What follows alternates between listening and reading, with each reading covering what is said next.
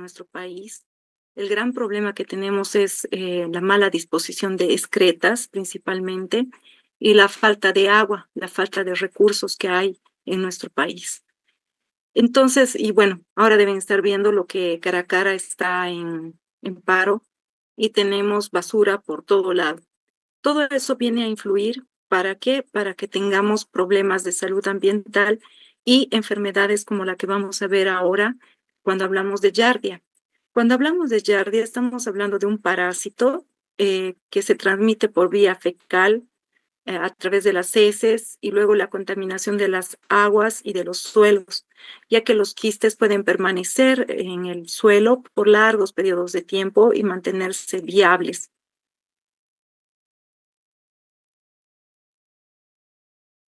El agente patológico es este, el que ustedes están viendo aquí en su pantalla.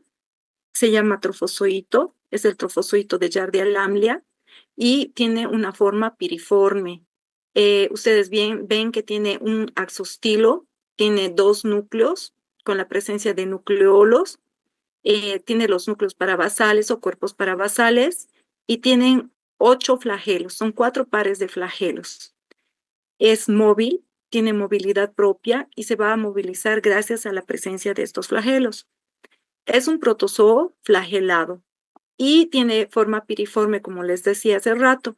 Mide aproximadamente 15 micrómetros de longitud por 7 micrómetros de ancho.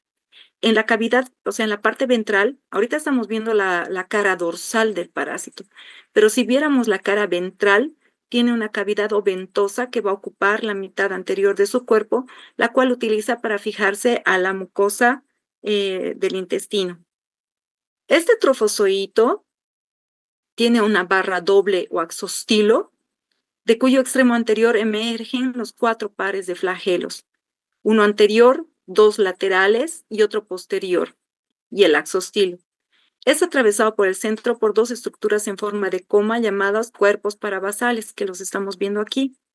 Los 2 núcleos poseen nucleolos centrales, aquí están los núcleos y aquí están los nucleolos, y están unidos entre sí por los rizoplastos, que terminan en el extremo anterior del axostilo en 2 órganos puntiformes llamados blefaroplastos. Se trasladan gracias al movimiento, como les decía, movimiento vibratorio y movimiento rotatorio. Tiene la cavidad ventral con el disco suctorio y el tamaño promedio es de 10 micrómetros de longitud. Lo que están viendo ahora son los quistes. Fíjense la característica de los quistes, tiene una doble membrana, ¿ya? Y puede tener hasta 2 núcleos, de 2 a 4 núcleos, y tiene algunas estructuras que ya han sido descritas antes en el trofozoito. El más importante es la presencia del axostilo, que lo estamos viendo aquí en la imagen. Estos quistes son la forma de resistencia del parásito. Pueden permanecer por largos periodos de tiempo a las inclemencias del tiempo. ¿Cuál es el ciclo de vida? Aquí tenemos el ciclo de vida de la Giardia lamblia. Fíjense que la vamos a ingerir cuando comemos agua o alimentos contaminados con heces, con quistes. Entonces la forma infectante viene a ser el quiste y eso no deben olvidarlo. Una vez que hemos ingerido los alimentos contaminados, va a entrar el quiste, va a resistir a los jugos gástricos y finalmente se va a desenquistar a nivel del duodeno, en el intestino delgado. Y por fisión binaria se va a multiplicar en el duodeno. Y cada trofozoito nuevo se va a ir a adherir en la mucosa, van a ir a tapizar la mucosa intestinal y luego se van a formar los quistes, los cuales van a ser eliminados por las heces al exterior y así se repite el ciclo una y otra vez. La transmisión se hace de persona a persona o de animales reservorios a personas, siempre a través de quistes procedentes de las materias fecales. Esta enfermedad es considerada como una zoonosis por esta razón, porque los animales como ser el perro o el gato pueden servir como reservorios. Los trofozoitos se localizan en el duodeno, se multiplican por fisión binaria, infectan por vía oral, resisten la acción de los jugos gástricos, se rompen en el intestino delgado y dan origen a 4 trofozoitos por cada quiste. Los trofozoitos no son infectantes, esto es importante, el quiste es la forma infectante. El trofozoito no es infectante cuando entra por vía oral. Cuando son eliminados en las heces diarreicas, mueren los trofozoitos en el exterior. La infección es principalmente de persona a persona, pero se ha comprobado que algunos animales, como ser perros, gatos, castores y rumiantes, pueden ser reservorios de Giardia lamblia. Entonces se considera una zoonosis. Nuevamente aquí estamos viendo en la imagen un trofozoito y vemos que en la patología y patogenia afecta principalmente al intestino delgado, donde produce inflamación de la mucosa y alteración de la absorción de los nutrientes. Esta característica es muy importante en este parásito, produce un síndrome de mala absorción. El mecanismo de acción patógena del parásito sobre la mucosa del intestino delgado es principalmente en el duodeno y en el yeyuno. La acción patógena es gracias a la fijación de los trofozoitos por medio de la ventosa y da origen a algo que se llama inflamación catarral. La inflamación intestinal puede llegar a producir un síndrome de mala absorción intestinal. En los casos que hay mala absorción intestinal, vamos a ver la mucosa atrofiada, hay inflamación en las vellosidades, en la lámina propia y alteraciones morfológicas de las células epiteliales. Van a salir disminuidas la vitamina A, B12, D-silosa, y se ha relacionado esta patología con la presencia de una hipogamaglobulinemia y deficiencia de inmunoglobulina A secretora. Ojo que la inmunoglobulina A secretora se encuentra en la leche materna y es por eso que en Bolivia se impulsa tanto la lactancia materna, precisamente por esto, ¿no? Que la lactancia materna tiene altas cantidades de inmunoglobulina A secretora y viene a ser como una forma natural de prevención de este tipo de enfermedades. Aquí en la imagen lo que estamos viendo es la mucosa duodenal que está completamente congestionada, está hiperémica. Y en la imagen de la derecha estamos viendo un corte sagital y estamos viendo la atrofia en las microvellosidades intestinales, ¿no? No hay un proceso de invasión como se produce con la ameba, pero sí hay una atrofia en las vellosidades intestinales. La sintomatología de las giardias se debe a dos factores principalmente: lesiones en la mucosa y a factores luminales. Las lesiones en la mucosa, como ser atrofia e inflamación con aumento de los linfocitos, productos secretorios y excretorios de los parásitos que van a ir a lesionar la mucosa, factores luminales como ser aumento de la flora bacteriana, aumento de sales biliares y dificultad de la absorción de ciertos alimentos. Y esto es muy importante, yo lo pondría en rojo: disminución de enzimas, disacaridasa, tripsina y lipasa, que va a hacer que aumente la eliminación de grasas en las heces. A esto se llama esteatorrea. Y la esteatorrea es una característica casi patognomónica de la Giardia lamblia. Por eso es que es tan importante que recuerden que la Giardia lamblia produce un síndrome de mala absorción y que las heces se caracterizan por la presencia de esteatorrea y lientería. Dientería quiere decir la presencia de alimentos mal digeridos. Inmunidad. Las infecciones repetidas en la niñez producen anticuerpos protectores. Los adultos de zonas no endémicas son más susceptibles a la infección que los que viven en zonas endémicas. Existe una vacuna comercial para perros y gatos, pero no para humanos. Entonces, fíjense aquí, si yo ya he enfermado una vez u otra vez Giardia, voy a alcanzar cierto nivel de inmunidad a la infección, a la reinfección. En cambio, las personas que nunca han estado expuestas, como por ejemplo los viajeros, los que llegan del exterior, pueden enfermar y los síntomas pueden permanecer entre 2 y 4 semanas. La prevalencia en zonas endémicas es 2 a 3 veces mayor en niños que en adultos y es atribuible a la adquisición de anticuerpos protectores por infecciones repetidas. La prevalencia y la sintomatología es mayor en adultos extranjeros, lo que les decía. ¿Cuáles son las manifestaciones clínicas? En las zonas endémicas, la mitad de las personas con el parásito son asintomáticas. Los síntomas son principalmente dolor abdominal difuso y diarrea. En las formas crónicas se presenta un síndrome de mala absorción. Tenemos la infección asintomática. Los adultos especialmente son asintomáticos porque como ya han enfermado antes Giardia, adquieren cierto grado de inmunidad, ¿ya? Pero se convierten en portadores y ese es un gran problema porque como no manifiestan síntomas, son portadores asintomáticos. El otro cuadro es la giardiasis aguda, que es común en viajeros no inmunes, los cuales se infectan al llegar a zonas endémicas y pueden presentar diarrea acuosa, que puede cambiar a esteatorrea y a heces lientéricas de olor muy fétido. Como no se absorben de manera adecuada los nutrientes, se va a producir como una especie de putrefacción de estas sustancias y claro, las heces son lientéricas con esteatorrea, abundantes, pastosas y muy malolientes. Puede haber náuseas, distensión abdominal, con dolor, vómito y ocasionalmente pérdida de peso, esto especialmente en niños. Una característica de la diarrea de los viajeros debido a giardia es que dura de 2 a 4 semanas y se acompaña de pérdida de peso en la mitad de los casos. Y aquí nuevamente lo que ustedes están viendo es como se ve al microscopio, ¿verdad? Los quistecitos. Fíjense, la presencia aquí se ve clarísimo, la presencia de la doble membrana. Y aquí estamos viendo la presencia del axostilo. Y bueno, los núcleos no se notan muy bien aquí, pero sí sabemos que existen entre 2 y 4 núcleos. La giardiasis crónica constituye aproximadamente del 30 al 50% de los casos sintomáticos y se convierten en crónicos. En estos casos, la diarrea persiste por mayor tiempo o se presentan heces blandas, dolor abdominal, náuseas, vómitos, flatulencia, pérdida de peso, malestar, fatiga y deficiencias nutricionales en niños, con efectos adversos en el crecimiento. O sea, puede haber una reducción en la velocidad del incremento del peso y la talla.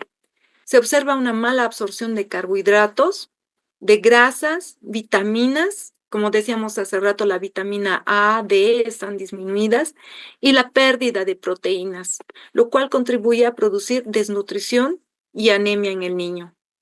¿Cuáles son las complicaciones? El síndrome de mala absorción acompañada de pérdida de peso, una baja talla, no hay un buen incremento pondoestatural y una mala evolución en el niño. El diagnóstico, ¿cómo lo realizamos? Básicamente por dos métodos. Uno, que es el directo, identificación del parásito, o indirecto por la presencia de antígenos. La identificación del parásito la podemos realizar mediante el coproparasitológico simple o el coproparasitológico seriado.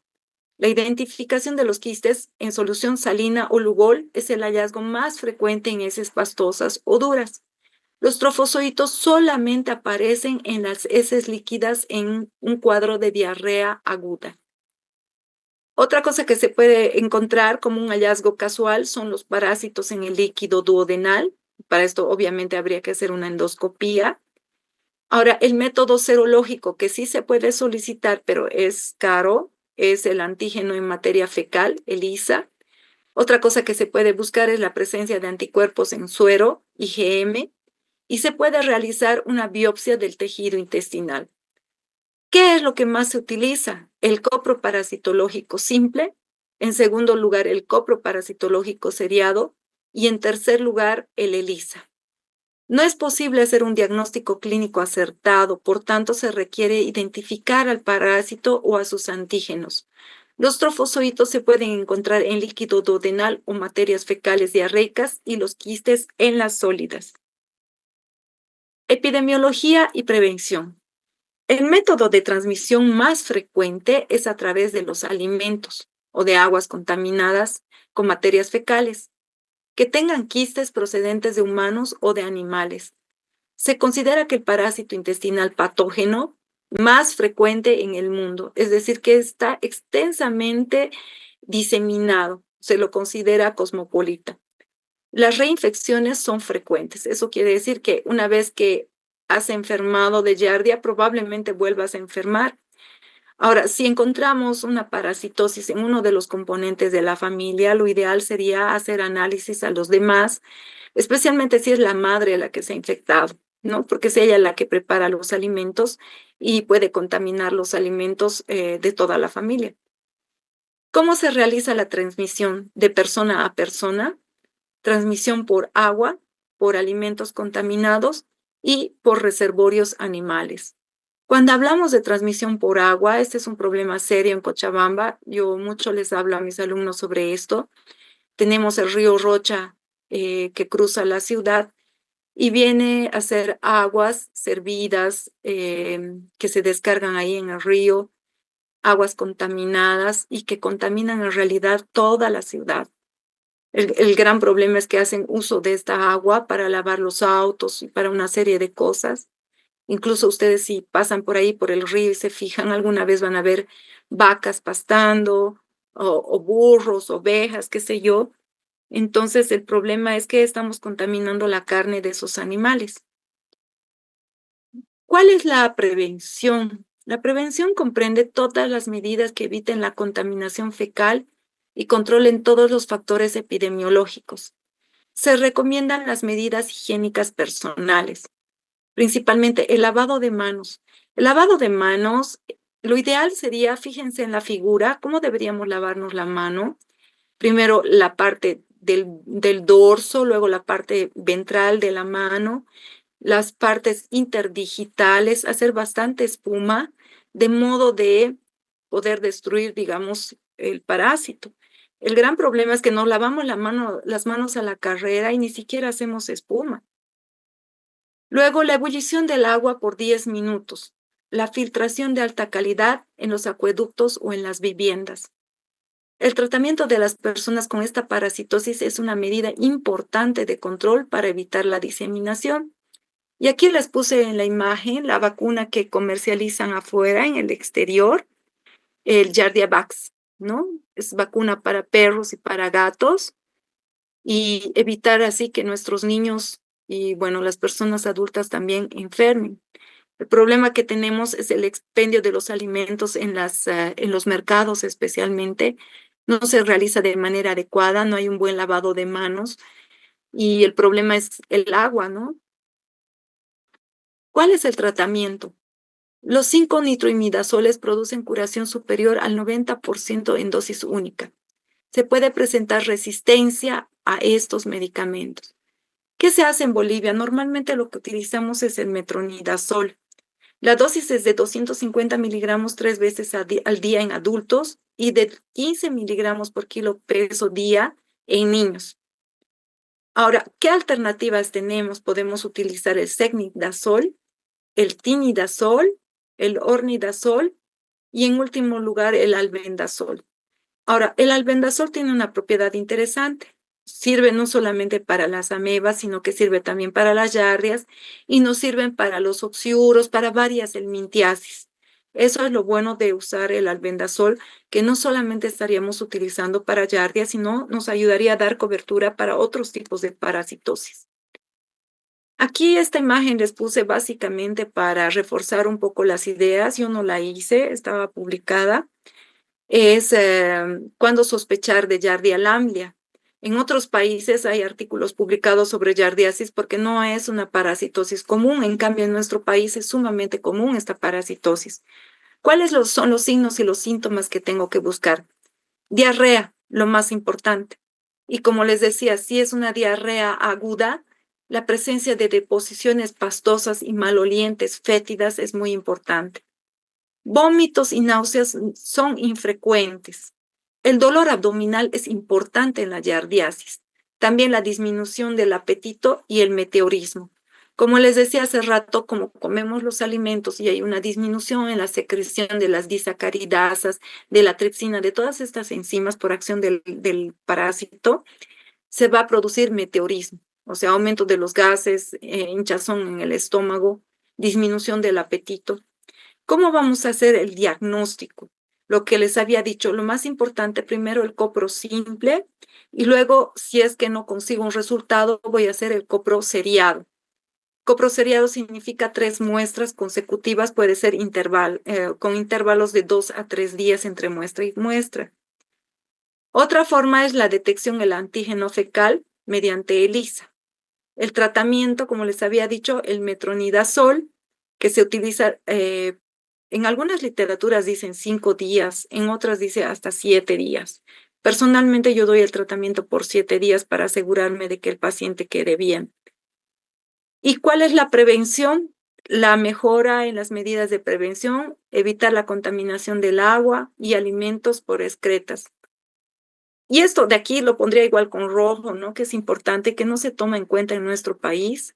Evitar el riego de hortalizas con aguas de drenaje es una medida necesaria, ya que esta práctica persiste en muchos lugares. Y ese es el gran problema que tenemos en Bolivia, en Cochabamba. Por ejemplo, los vegetales se comercializan en el piso, el tomate se vende en el piso. Entonces, muchas de estas verduras que compramos están contaminadas. Ahora quiero mostrarles cómo queda tiempito.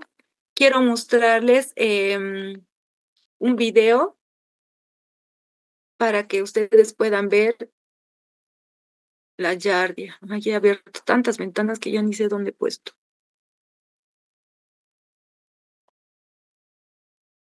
Si quieren hacer alguna pregunta, pueden. Aquí está. ¿Están viendo el video? No. Quisiera que me digan si me escuchan, por favor. No, doctora, pasa No, el no se video. ve, doctora. ¿Me escuchan o no? Sí, doctora. Ya. Sí se le ¿Están viendo el escucha. video? No, el video no, doctora. No, no, El video. siguen las Ya. diapositivas. Tengo que cambiar entonces aquí. Ahora, Sí, ahora sí lo. doctora. Sí, Ya. doctora. Bueno, lo que estamos viendo aquí en el video, fíjense, aquí está el trofozoito de Yardia. Este es un coproparasitológico simple y no está teñido, ¿no? Es con solución fisiológica. Y ahí vemos la presencia del trofozoito. Fíjense aquí, incluso se llegan a ver los núcleos, no sé si los ven. Ahí está. Vemos la presencia del axostilo y llegamos a ver también la presencia de los flagelos.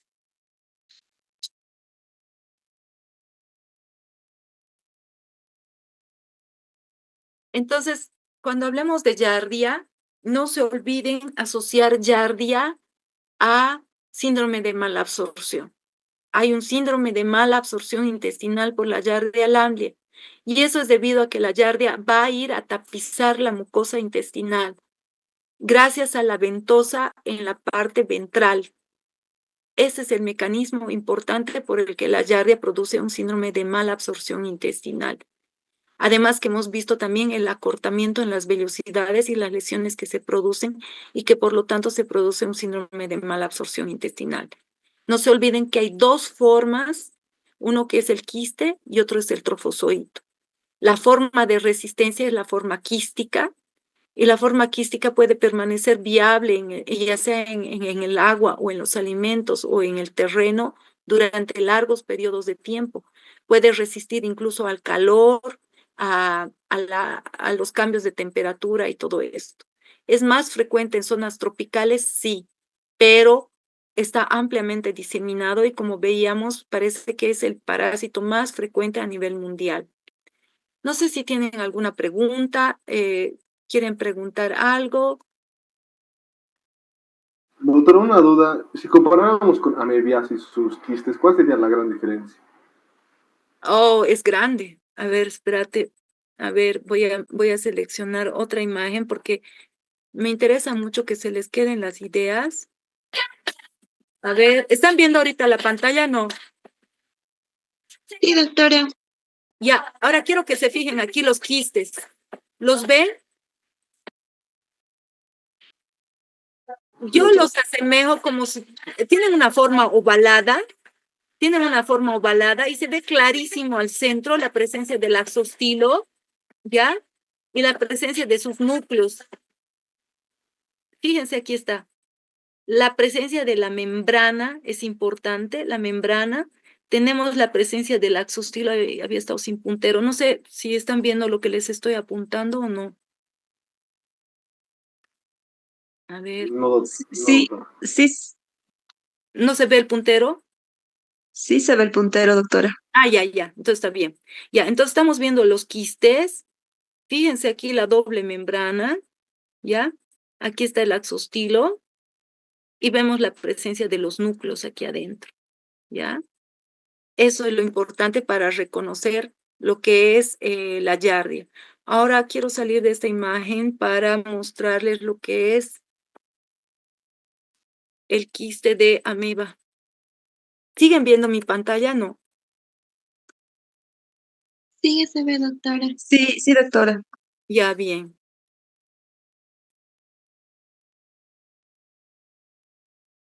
Ya, aquí está. Fíjense, aquí está, esta está más linda.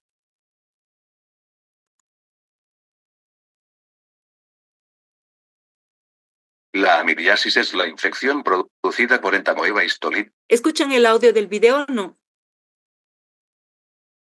Sí se Sí. escucha, doctora. Ya. Sí, doctora. Especie parásita del hombre, que puede vivir como comensal del intestino grueso, invadir la mucosa produciendo ulceraciones y tener localizaciones extraintestinales. A pesar de que el término técnico para designar esta parasitosis es entamoebosis, empleamos, como excepción, el término amibiasis, por su amplio uso. En la entamoeba histolítica se pueden distinguir varias formas o fases de desarrollo en esta especie. Aquí lo que estamos viendo en esta imagen, quiero que se fijen bien, es el trofozoito de la ameba. Y fíjense cómo está emitiendo aquí un pseudópodo, ¿ya? Este es el pseudópodo.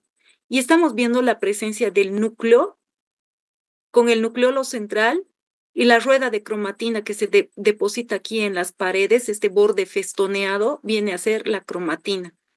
Ahora quiero mostrarles a ustedes los quistes, a ver esta imagen. Bueno, ustedes saben que cuando hablamos de quistes en las amebas, hablamos primero de un quiste uninucleado, ¿no? Que luego se va a dividir, digamos, se van a dividir los núcleos y van a aparecer con dos núcleos, luego va a ser quiste tetranucleado. O sea, aquí estamos viendo en la imagen la evolución que tenemos hasta llegar a un quiste tetranucleado. Y es esa en realidad la diferencia con los quistes de las yardias que hemos visto. Yo les he mostrado el axostilo, les he mostrado los núcleos.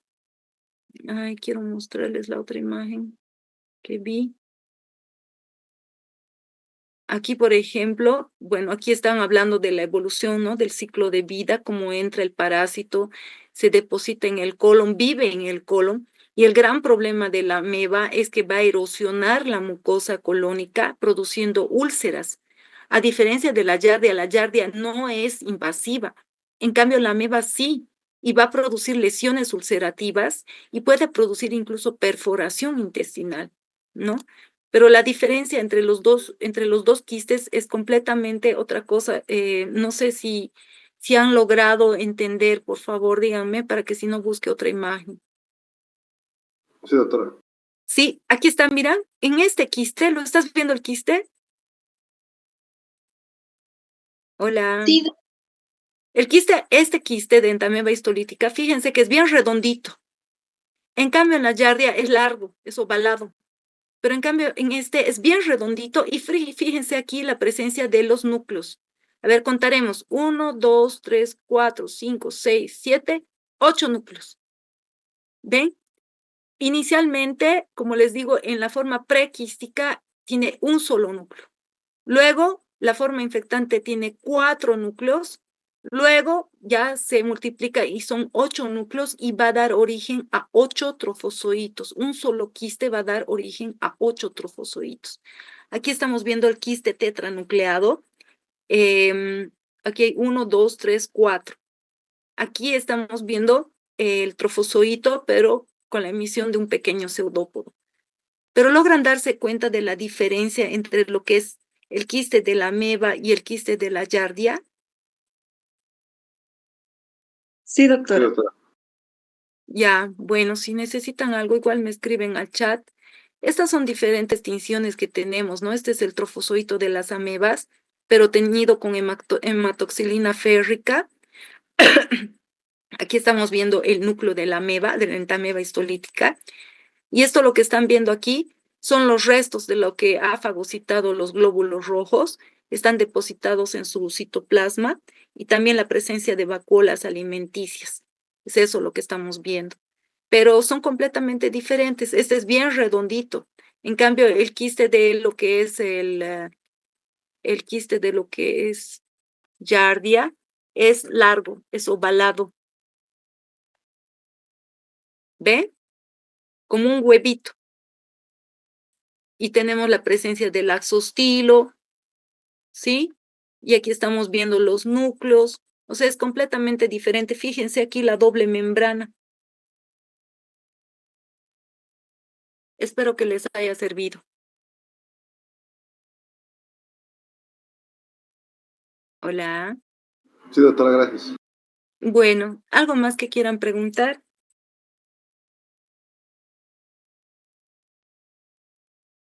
Bueno, les agradezco entonces por haber asistido. Cualquier pregunta me preguntan nomás con toda confianza, lo que necesiten.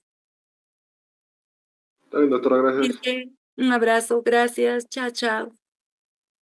Gracias, doctora. Hasta luego. Chao, nos vemos. Que estén bien. Chao, chao.